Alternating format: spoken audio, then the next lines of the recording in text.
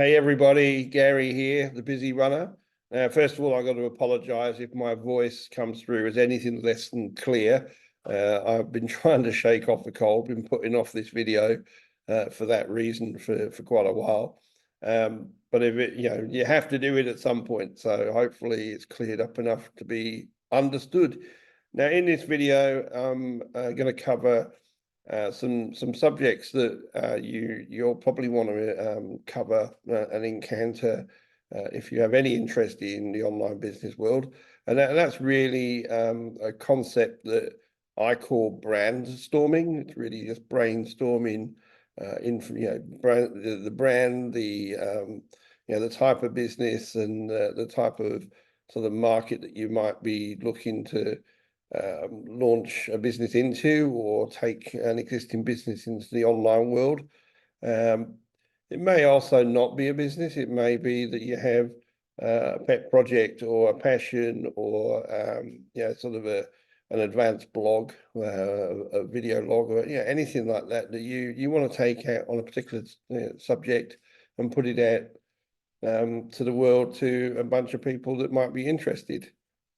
Now, before I actually get into the first stages of that, just a little bit about myself. I mean, I'm actually, as you might guess from the name, I'm a bit of a runner, and wasn't always a runner.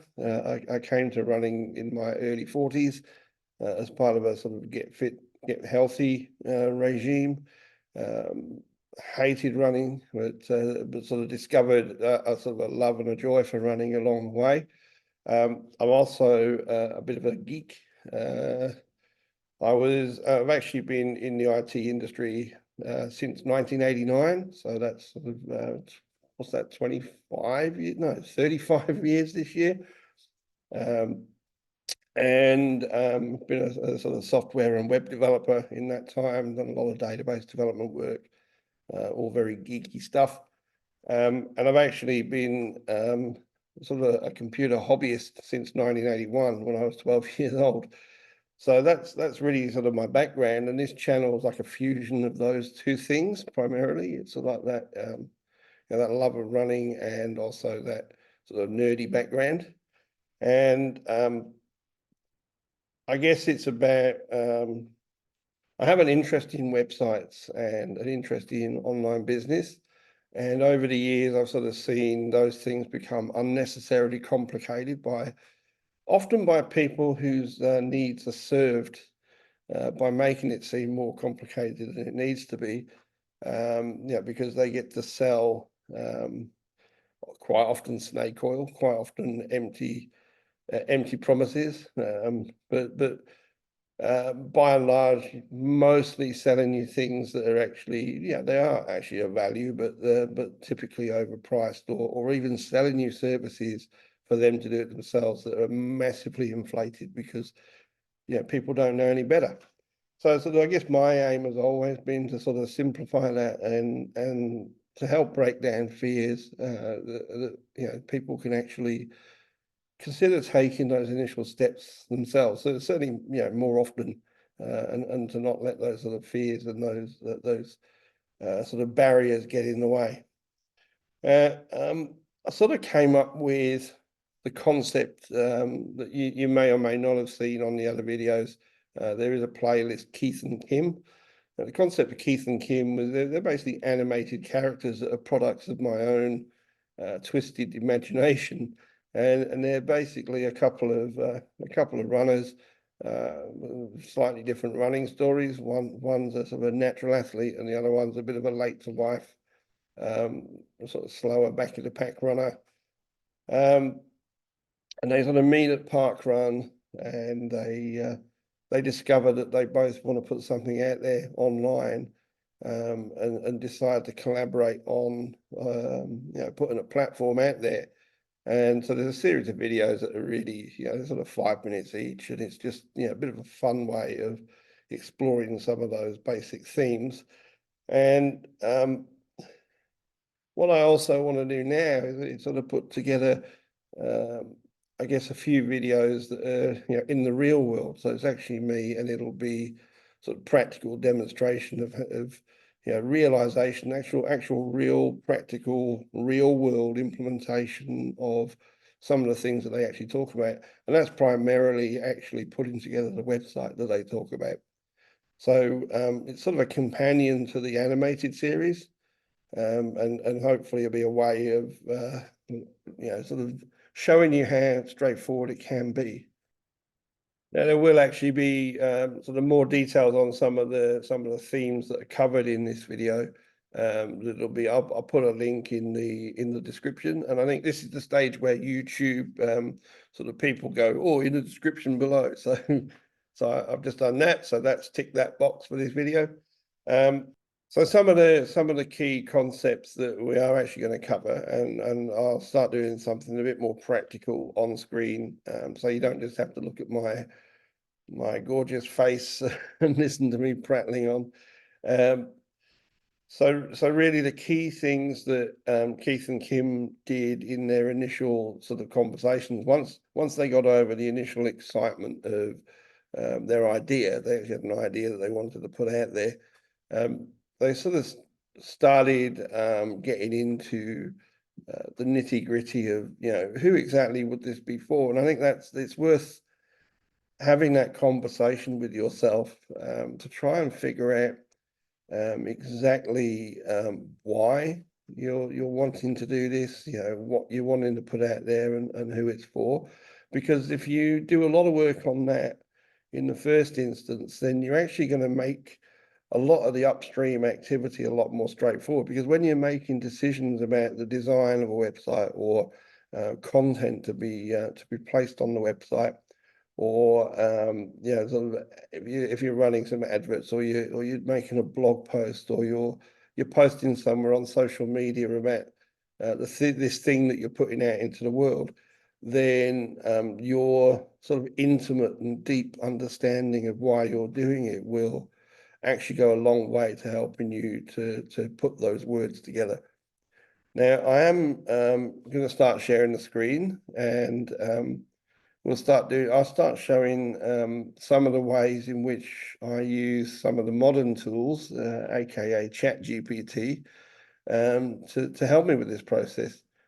So I'll just share this screen here, and hopefully you'll be able to see that. And as I say, this isn't the starting point really. For me, the starting point was, as I say, there's going to be a link to additional resources. There's going to be a free video series that actually helps explain some of these core concepts for putting together an online business, which will take you to options where you can actually you can learn a lot of the information that is relevant to this, and that contains deeper exercises and explains these concepts in a lot deeper than I'm going to do in this video. That's not going to be more than sort of 10 minutes or however long this ends up being. But once you've done your thinking, often I don't know about you, but I often find that I could end up with sort of notebooks that are just full of sort of random sentences and random phrases, and often is not fully articulated to yourself.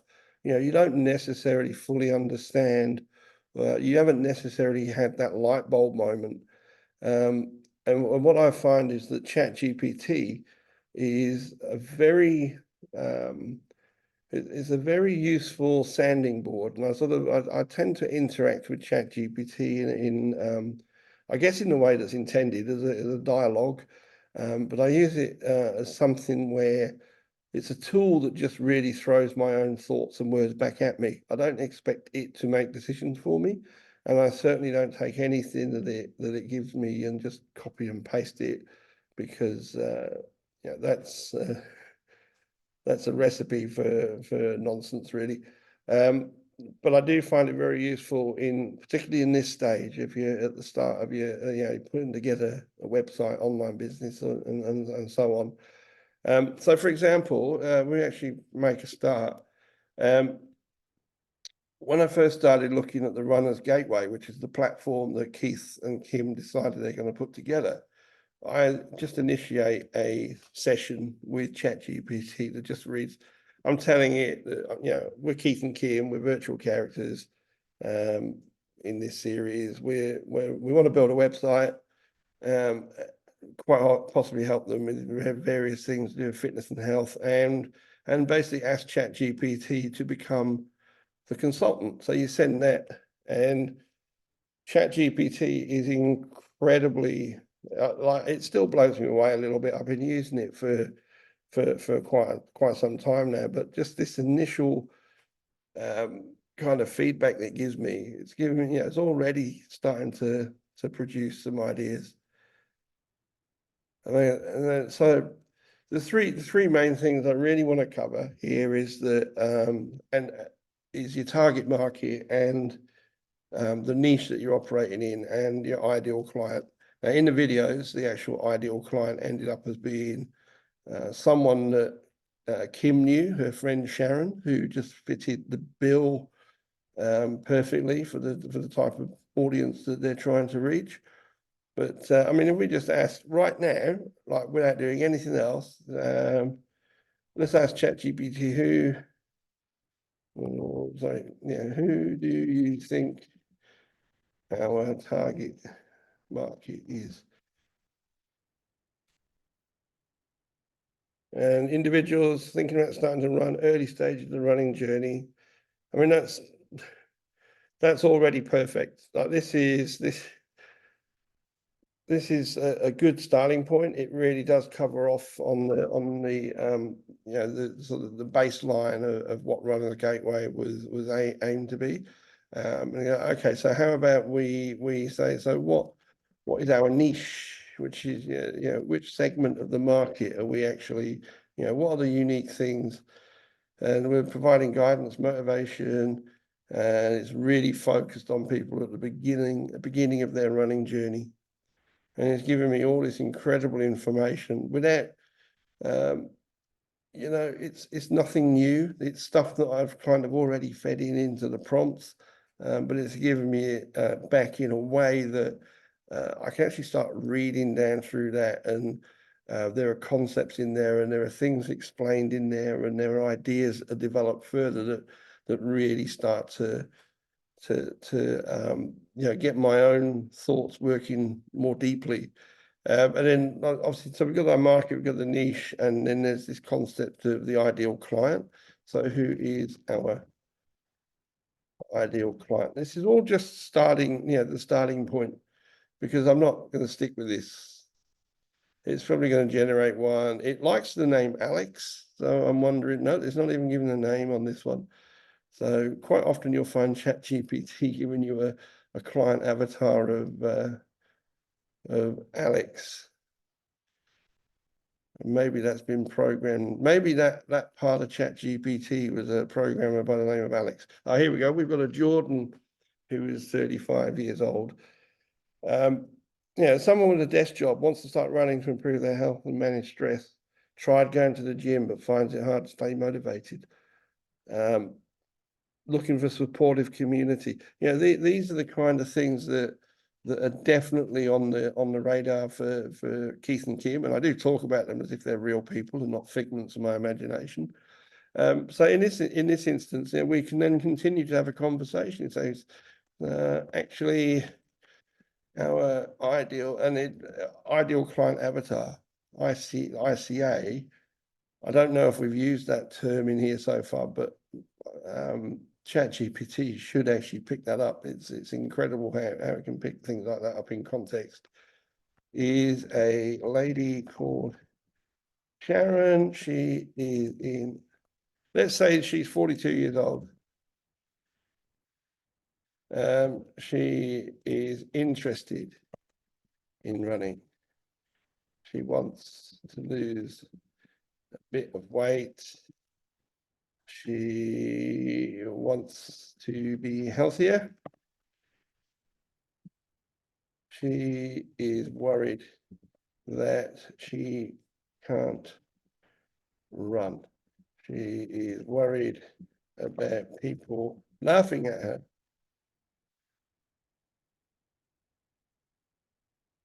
She is worried that she is too old to start a new regime.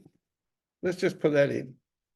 And you'll see that ChatGPT will now start building in more information that's based around what I've just fed in about Sharon. And it's suggesting beginner-friendly guides. It's suggesting that we put in some nutrition advice. Again, the supportive community is re-emphasized. And even being able to offer personalized coaching advice. Well, at this stage, I don't think Keith and Kim are going to be offering that. However, that's already triggering in my mind that there's a possibility that the actual running website could eventually provide links to coaches that we work with, for example. Motivational content, I mean, I'm sure, if you've been on the internet for any sort of amount of time, you've probably seen plenty of motivational quotes and Instagram posts and so on, particularly in the areas of health. So let's say, so can you please, and this is a tip that I don't know how relevant it is and how correct it is, but I was told a long time ago, if you're polite and if you're polite with ChatGPT, the results tend to be better. I don't know how true that is, but I tend to be polite when I'm interacting. Can you please